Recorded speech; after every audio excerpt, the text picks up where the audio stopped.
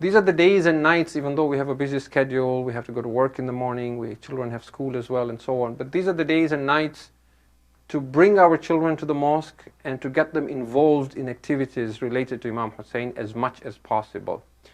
There is a lot of times where people will be critical of the things that are done in the name of Imam Hussain as quote-unquote rituals. And you will hear these criticisms of, what's the purpose of only wearing black clothes and just crying and just doing, shabi and alam and tabut and just doing matam when we don't understand the message of Imam Hussain, and the month comes and goes and we have not taken anything from it, and just eating and drinking and niyaz and sabil, and what's the point? We should understand the message and we should understand the philosophy and why Imam Hussain gave his life. I don't disagree with the importance of the philosophy and the message of Imam Hussain.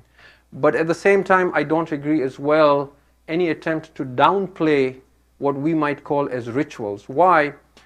Because these, what we call rituals, they have a deep impact on our psyche. They leave something within our essence and our being that shape us and make us who we are. And when we teach our children from the young age, this can actually save their lives.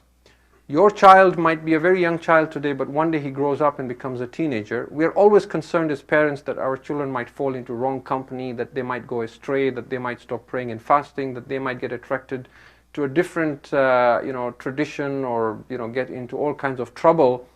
And we are worried, when that happens, how will we be able to rescue them? So we are always trying to protect them. One of the ways in which you can protect your children is to make them Hussaini constantly. You will find that at the most difficult times in their lives, even as adults, it is this aza of Hussain that will save them and bring them back. I can assure you. Why do I say this? You see, the Quran in its place, but a person's relationship with the Quran is not a human-to-human relationship.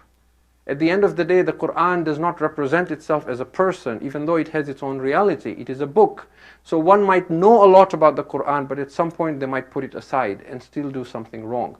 But if someone has a personal relationship and love for Imam al-Hussain, then that bond remains with him all his life.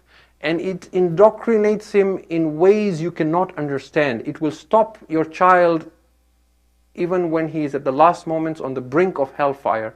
It will pull him back when the days of azab come. He will remember, regardless of what it is, when the month of Muharram comes, I have to go cry for Hussain. His heart will beat, Ya Hussain, Ya Hussain. It will not allow him otherwise.